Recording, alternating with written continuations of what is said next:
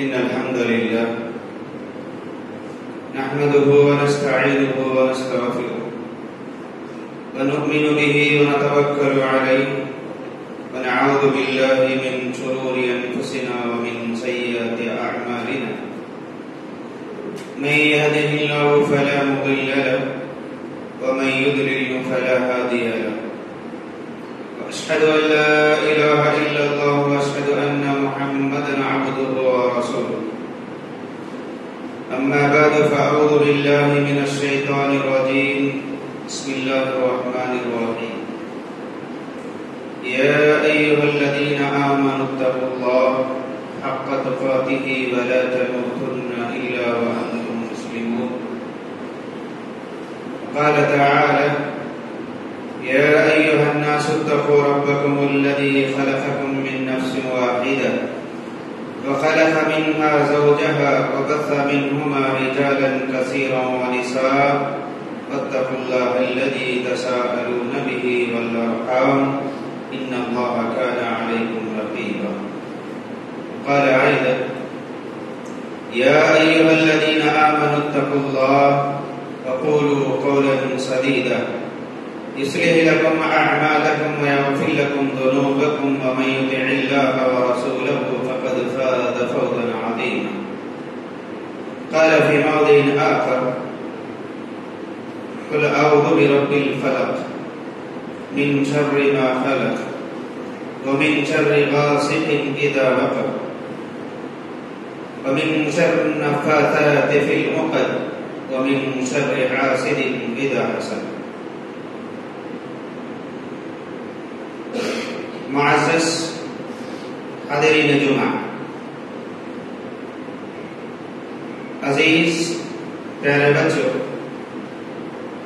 اور معزز پردہ نشین خواتین اسلام، الحمدللہ سب سے پہلے اللہ رب العالمین کا شکر اور اس کا احسان ہے کہ اللہ تعالیٰ نے مجھے اور آپ کو اس دنیا فانی میں اشرف المخلوقات، اشرف المخلوق، ایک بہترین محمد رسول اکرم صلی اللہ علیہ وسلم کی امت میں اللہ رب العالمین نے ہمیں پیدا فرمایا، اور اس کی نعمتوں میں سب سے بڑی نعمت دین اسلام سے اللہ رب العالمین نے مجھے اور آپ کو سرفراز فرمایا۔ اس کے بعد اللہ کو درود و سلام ہو جناب آقا محمد رسول اللہ صلی اللہ تعالی علیہ وسلم پر، کہ جن کی محنتیں اور قدر کاوشوں سے اللہ رب العالمین نے ہم تک دین اسلام کی امانت کو پہنچایا۔ معزز حاضرین جمعہ، خطبہ مسنونہ کے بعد میں نے سورۃ الفلق قرآن کریم کی ایک مختصر سی سورت تلاوت کی ہے۔ اس کی روشنی میں وَمِن شَرِّ حَاسِدٍ إِذَا حَسَدَ، اس آیت کریمہ کو میں موضوع بنا کر کے حسد اور اس کی تباہ کاریاں اور ہمارا معاشرہ، اس عنوان پر میں کچھ گفتگو کرنا چاہتا ہوں۔ معزز حاضرین جمعہ، آج ہم ہمارے معاشرے میں ہمارے معاشرے پر نظر ڈالتے ہیں اور ہماری معاشرتی زندگی میں غور و فکر کرتے ہیں تو ہمیں یہ نظر آتا ہے کہ چیز کھل کر کے ہمارے سامنے آتی ہے کہ معاشرہ آج ہر طرح کی گندگیوں میں، گناہوں میں ملوث، جھوٹ، غیبت، تباہ کاریاں، ظلم و بربریت، خیانت، لوٹ مار، ذلت و رسوائیوں میں کوشش، ہر طرف ہمارے معاشرے میں ہم ہر طرح کے گناہ کے اندر ملوث ہیں۔ کہیں بھی دیکھو کہ دنیا کے کسی بھی کونے میں، چاہے وہ گھر کا ماحول ہو، معاشرتی ماحول ہو، بستی کا ماحول ہو، دنیا کا ماحول ہو، ہر طرف ہمیں گناہ ہی گناہ نظر آتا ہے۔ غرض امت مسلمہ آج گناہوں کے دلدل میں پھنسی ہوئی نظر ایک تو ہماری معاشرتی زندگی کا یہ حال ہے، تو دوسرا یہ معاشرہ، اس میں میڈیا جس کے اندر نوجوان نسل کو برباد کرنے کی حتی الامکان کوششیں اور ایسی چیزیں ٹی وی کے ذریعے سے، انٹرنیٹ کے ذریعے سے، جہاں کہیں بھی دیکھو بے حیائی، بے پردگی، ظلم و بربریت، غلط تصاویر، ننگی فلمیں، سیریلز، یہ تمام کے تمام چیزیں انسانی معاشرے کو گناہوں کی طرف لے کر کے جانے اور گناہوں کی دلدل میں پھنسانے کے لیے مدد و معاون اور تعاون کر رہے ہیں۔ تو لہذا ایسے حالات میں ہمارے لیے ضروری ہے کہ ہم ہر طرح کی یہ کوشش کی جائے کہ جہاں تک ہو سکے معاشرے سے اس طرح کے گناہوں کو، معاشرے کو گناہوں کے دلدل سے نکالنے کی کوشش کی جائے۔ ایک طرف تو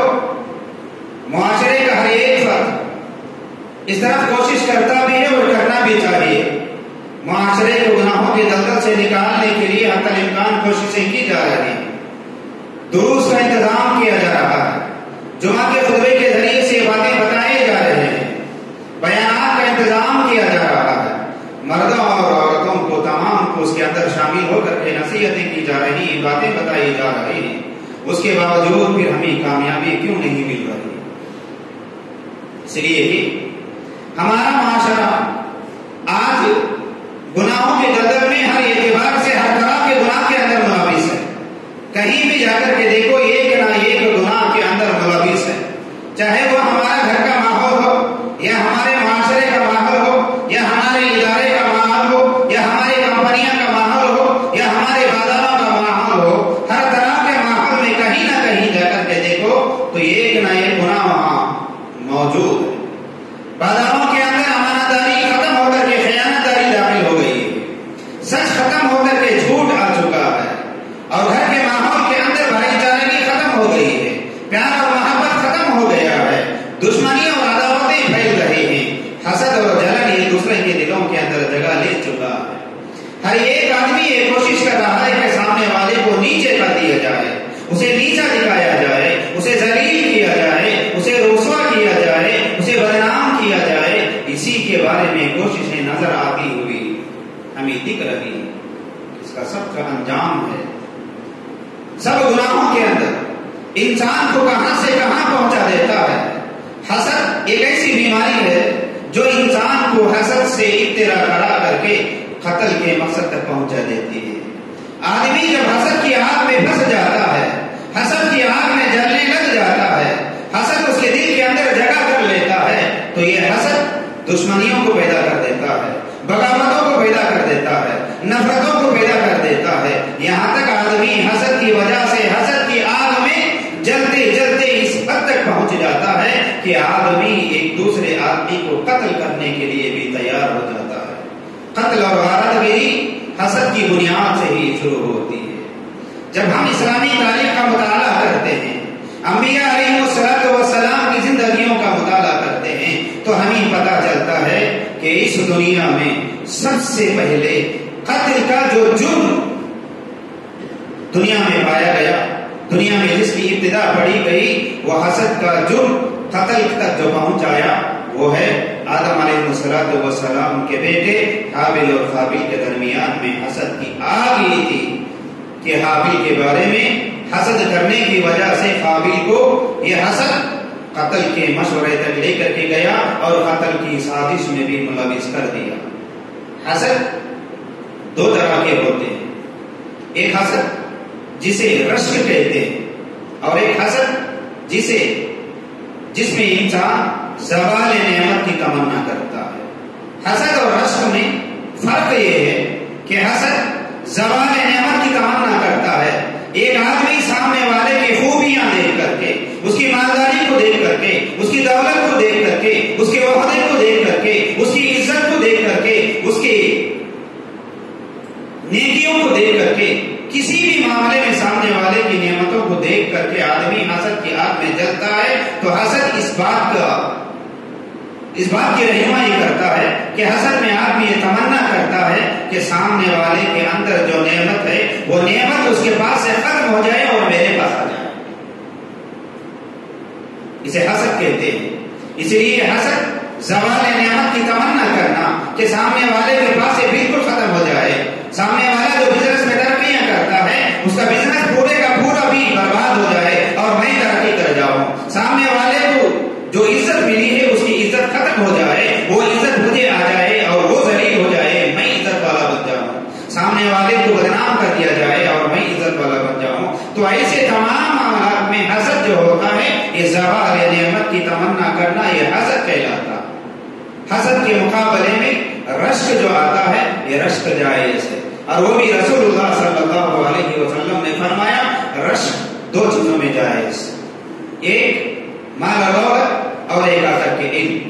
اگر اللہ تعالیٰ کسی مالدار انسان کو, اگر کسی انسان کو اتنی دولت دیا ہوا ہے کہ وہ انسان اپنی دولت کو, اپنے مال کو اللہ کے راستے میں ایسا خرچ کرتا ہے کہ وہ بارش کی طرح سے بہا دیتا ہے, ندیوں کی طرح سے وہ اگل دیتا ہے, پانی کے چشموں کی طرح سے وہ دولت کو لٹا دیتا ہے, ہر حال میں وہ غریبوں کی, مسکینوں کی مدد کرتا ہوا نظر آتا ہے, تو ایسی حالت میں ایسے مالدار آدمی کو دیکھ کر کے ہمارے دل میں یہ تمنا ہونا کہ اے اللہ کاش اگر میرے پاس بھی ایسی دولت آ جائے تو میں بھی اللہ تیرے راستے میں دولت کو یہ آدمی کے لٹانے کی طرح سے لٹاؤں گا. یہ آدمی جیسا غریبوں کی مدد کرتا ہے ویسا میں مدد کروں گا. یہ آدمی تیرے راستے میں جیسے مال کو خرچ کرتا ہے میں بھی ایسے مال کو خرچ کروں گا. تو لہذا سامنے والے کو جیسی دولت تو نے دیا ہے ایسی دولت مجھے بھی دے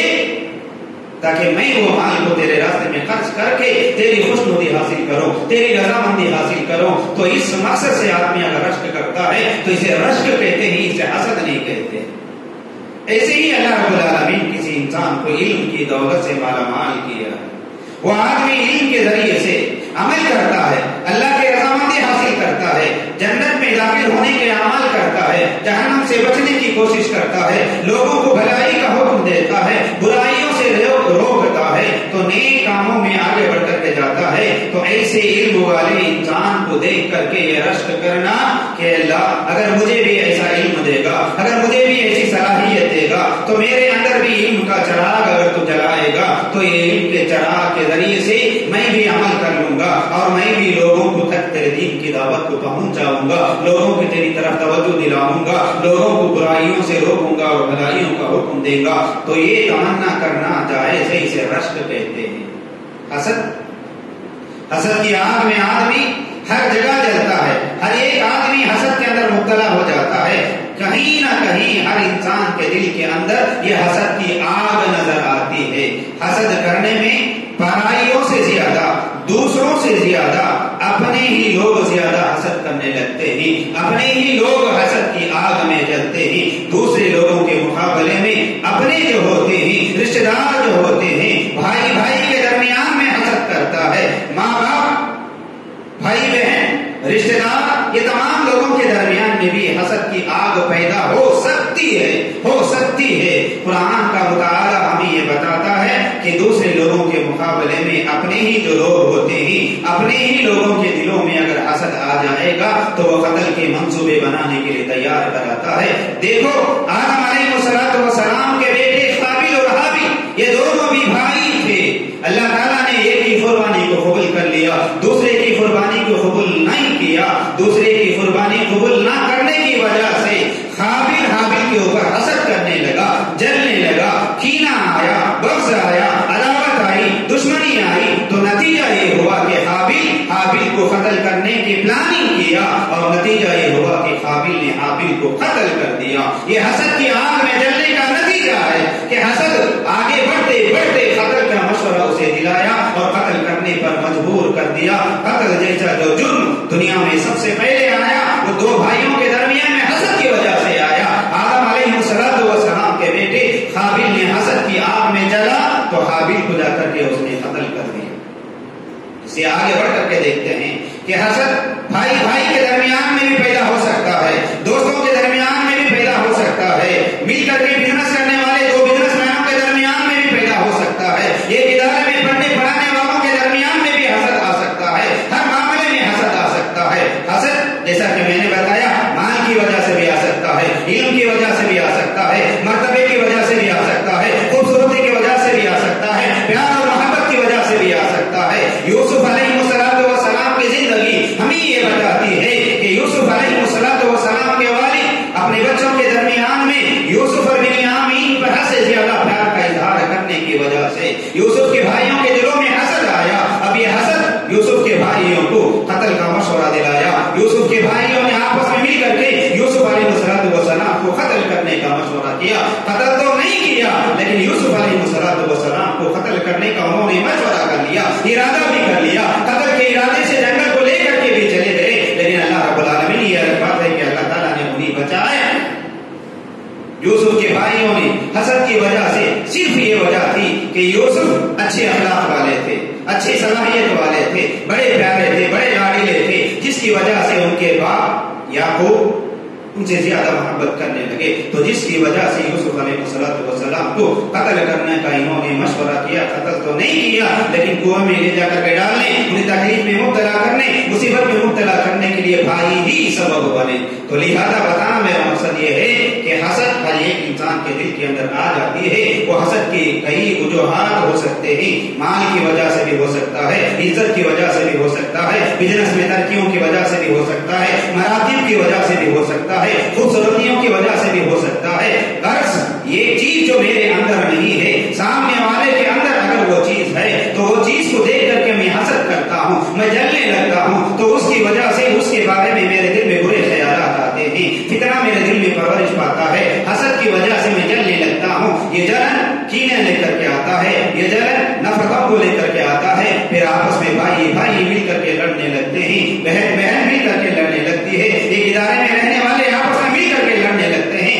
आपस में बिजनेस करने वाले जो एक बिजनेस में शरीक होकर के रहने वाले हैं वो भी लड़ सकते हैं। तो लिहाजा हसद की आग बड़ी ही खतरनाक आग है। इसीलिए रसूलुल्लाह सल्लल्लाहु अलैहि वसल्लम ने फरमाया, ऐ अल्लाह के बंदो, ऐ मुसलमानों, आपस में एक दूसरे से हसद ना करो, दुश्मनियां ना करो, बगावतें ना करो, जुल्म और ज्यादतियां ना करो, बल्कि आपस में तमाम मुसलमान एक मुसलमान का भाई भाई बन करके जिंदगी गुजारो। क्योंकि जब भाई भाई बन करके जिंदगी गुजारेगा, ये भाई भाई से मोहब्बत करना, ये मोहब्बत तुम्हें रहनुमाई करती है जन्नत की तरफ, ये मोहब्बत तुम्हें जन्नत को लेकर के जाती है, ये मोहब्बत तुम्हें उल्फतों को पैदा करने की तरफ लगाती है। इसके अलावा अगर हम आपस में हसद करेंगे, जलेंगे, इसकी वजह से इंसान जन्नत में दाखिल भी नहीं हो सकता।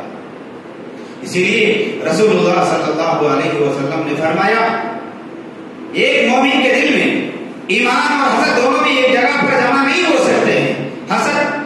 दिल में पैदा हो सकता है जब उसके दिल में इरादा आए, जब उसके दिल में हसद जगह ले लेता है, तो वो बंदा फौरन अल्लाह की तरफ रुजू करे और वो हसद को छोड़ दे, अल्लाह से मग़फ़िरत की दुआएं मांगे और अपने भाई के बारे में जिससे हम जल रहे थे उसकी नेमतों में इजाफे के लिए हम दुआ करें। हम क्या दुआ करते हैं, हमारे इरादे क्या होते हैं, हमारी ख्वाहिश क्या होती है, सारी नेमतें, सारे इनामात, सारे खुशियां मेरे अंदर आ जाए, मेरे घर के अंदर आ जाए, बकिया दूसरे इंसान हलाक और बर्बाद हो जाए। मेरे भाइयों, हसद अल्लाह रब्बुल आलमीन के फैसले के खिलाफ करने का मतलब, ये अल्लाह रब्बुल आलमीन का दस्तूर है, ये अल्लाह ताला का फैसला है, ये अल्लाह ताला का कानून है। अल्लाह ताला किसी को मालदार बना करके पैदा किया है, अल्लाह ताला किसी को गरीब बनाया है, अल्लाह किसी को बड़ा ओहदा देता है, किसी को कम ओहदा देता है, अल्लाह किसी को खूबसूरत बनाया है और अल्लाह किसी को बदसूरत बनाया है, अल्लाह किसी को सलाहियतें ज्यादा देता है और किसी की सलाहियतें कम होती है। ये नेमतें ज्यादा रहने की वजह से जब आदमी हसद करता है, हसद की आग में चल रहा है, तो गोया ये अपने आप को ये साबित कर रहा है कि अल्लाह मैं तेरे फैसले से नाराज हूँ, मैं तेरे फैसले को तस्लीम नहीं करता हूँ, मैं तेरे फैसले पर खुश नहीं हूँ। तूने मुझे मालदारी दिया और मुझे गुर्बत दिया, तूने मुझे खूबसूरत दिया और मुझे तूने बदसूरत बना करके पैदा किया, तूने मुझे इज्जतों से नवाजा है, तूने मुझे जिल्लतों से नवाजा है, तूने मुझे माशरे में बड़ा मर्तबा और मकाम दिया है, मुझे नहीं दिया है। अल्लाह रब्बुल आलमीन के फैसले से बगावत करने का दूसरा नाम हसद होता है। आदमी कभी भी हसद की आग में ना जले, बल्कि अल्लाह रब्बुल आलमीन से दुआ करे। सामने वाले भाई अगर तरक्कियां कर रहा है, अगर वो बिजनेस में आगे बढ़ करके जा रहा है, अगर वो दीन की खिदमत कर रहा है, अगर उसे अल्लाह रब्बुल आलमीन नेमतों से नवाजता है, ये नेमतों के नवाजने की वजह से हम जलना नहीं है, बल्कि अल्लाह रब्बुल आलमीन से दुआ करना कि अल्लाह ताला उसकी नेमतों में इजाफा करे,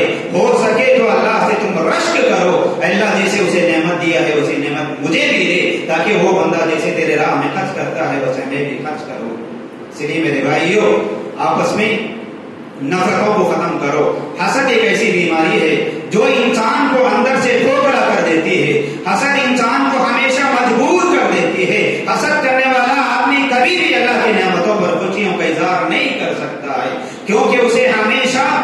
شفا اور شکایت رہتی ہے کہ اللہ نے اسے دیا ہے مجھے نہیں دیا ہے. تو لہذا حسد کرنے والا حاسد کبھی بھی اللہ کی نعمتوں پر خوشی کا اظہار نہیں کر سکتا ہے. وہ کبھی بھی خوشحال زندگی نہیں گزارتا ہے. اس کی سوچ غلط ہو جاتی ہے, اس کی فکر غلط ہو جاتی ہے, اس کا چلن غلط ہو جاتا ہے, اس کا خیال غلط ہو جاتا ہے. ہر اعتبار سے بندہ وہ غلطیوں میں آگے بڑھ کر کے چلے جاتا ہے. میرے بھائیوں یوسف علیہ السلام کی زندگی کا جب ہم مطالعہ کرتے ہیں اللہ تعالیٰ نے خود کہہ دیا یوسف کے واقعے کو پڑھو, یوسف کے واقعے کو سمجھو, یوسف کے واقعے پر غور و فکر کرو. تمہارے لیے یوسف کے واقعے میں بہت ساری عبرتیں ہیں. اللہ رب العالمین کا قانون ہے. اللہ رب العالمین یہ لیل و نہار کو تبدیل کرنے والا ہے. آج کا جو بادشاہ ہے وہ کل کا فقیر بھی ہو سکتا ہے, آج کا جو فقیر ہے وہ کل کا بادشاہ بھی ہو سکتا ہے. یہ بھی ہمیں یوسف علیہ السلام کی زندگی میں اللہ رب العالمین ہمیں دکھایا کہ بھائیوں نے یوسف کے حسد میں جل کر کے یوسف کو قتل کرنے کا ارادہ کیا, اسے لے جا کر کے کنویں میں ڈال دیا. یوسف علیہ السلام نے صبر کیا اور اللہ پر بھروسہ کیا تو اللہ رب العالمین نے یوسف علیہ السلام کو کنویں سے نکال کر کے مصر کا بادشاہ بنا کر کے رکھ دیا. یہ یوسف علیہ السلام کی زندگی سے ہمیں سبق ملتا. یوسف علیہ السلام کی زندگی سے ہمیں سبق یہ بھی ملتا ہے حسد کرنے والا, جلنے والا, دشمنی کرنے والا, نفرتیں کرنے والا پرایا ہی نہیں بلکہ اپنا سگا بھائی بھی ہو سکتا ہے. یوسف علیہ السلام کے بھائیوں نے یوسف کے ساتھ میں بغاوت کیا, حسد کیا, قتل کرنے کی کوشش کی. یہاں پر یوسف علیہ السلام کی زندگی سے ہمیں یہ بھی واقعہ ملتا ہے. اسی لیے رسول اللہ صلی اللہ علیہ وسلم نے کہا, اللہ رب العالمین اللہ کے نبی کو اشارہ کر کے کہا کہ تم ہمیشہ حسد کرنے والوں کے حسد سے پناہ مانگو. حسد نہ کرو بلکہ حسد کرنے والوں کے حسد سے تم پناہ مانگو. اللہم احفظنا من کل حاسد اذا حسد, اے اللہ میں ہر حسد کرنے والے کے حسد سے تیری پناہ مانگتا ہوں جب وہ میرے اوپر حسد کرتا ہے.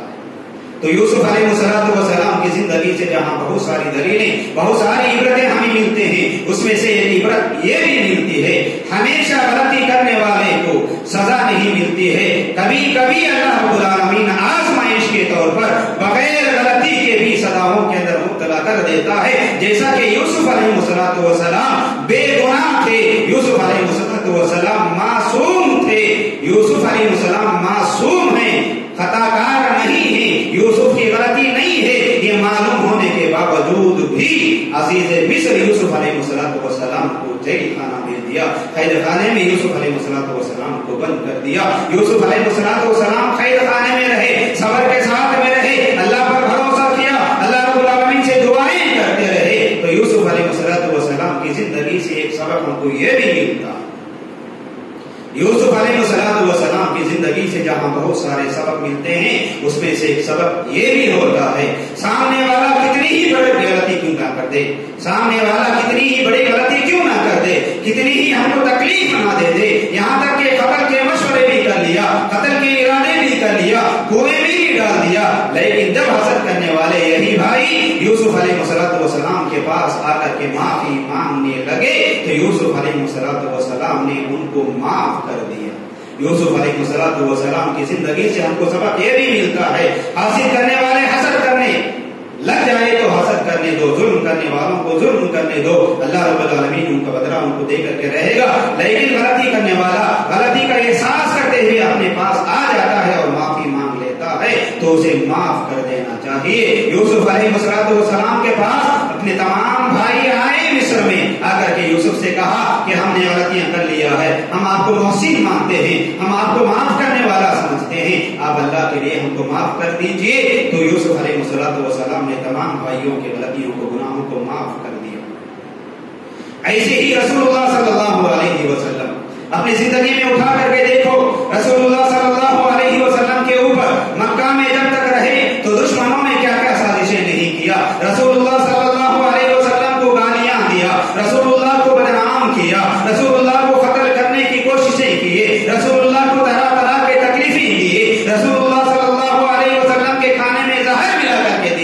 اللہ کے نبی کو قتل کرنے کی کوشش کیا، اللہ کے نبی کو بدنام کیا، اللہ کے نبی کے بیویوں کو بدنام کیا، اللہ کے نبی کے بیٹیوں کو قتل کر دیا، یہ تمام غلطیاں کرنے کے باوجود بھی جب فتح مکہ ہوا تو سارے مشرکین مکہ رسول اللہ صلی اللہ علیہ وسلم کے پاس آئے اور گھٹنے ٹیک دیا اور اللہ کے نبی صلی اللہ علیہ وسلم سے معافی مانگی تو اللہ کے نبی صلی اللہ علیہ وسلم نے کہا جاؤ میں تم تمام لوگوں کو ایسے ہی معاف کر دیتا ہوں جیسا یوسف علیہ السلام نے اپنے بھائیوں کو معاف کر دیا۔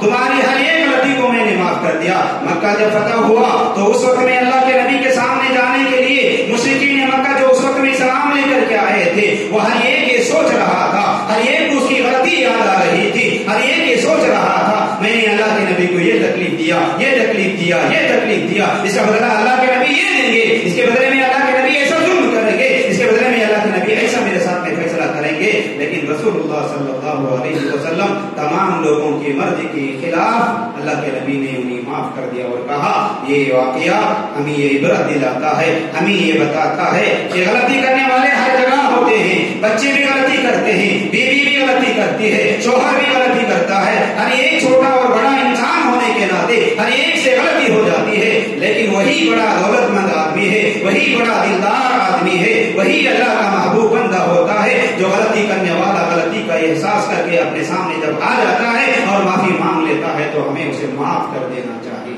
عفو درگزر سے کام لینا چاہیے، بھائی بھائی کو معاف کرے، بیوی شوہر کو معاف کرے، شوہر بیوی کو معاف کرے، بچے والدین سے بغاوت نہ کرے، بچوں کے اوپر شفقت کرے، بچوں پر رحم کرے، آپس میں ایک دوسرے پر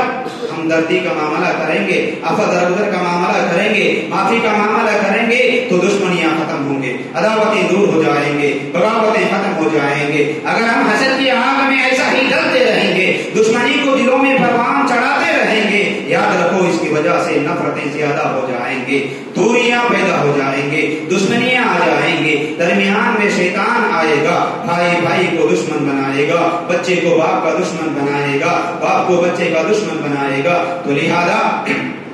حسد کی آگ سے بچو، کیونکہ رسول اللہ صلی اللہ علیہ وسلم نے فرمایا حسد کرنے والا دل کبھی بھی جنت میں نہیں جا سکتا،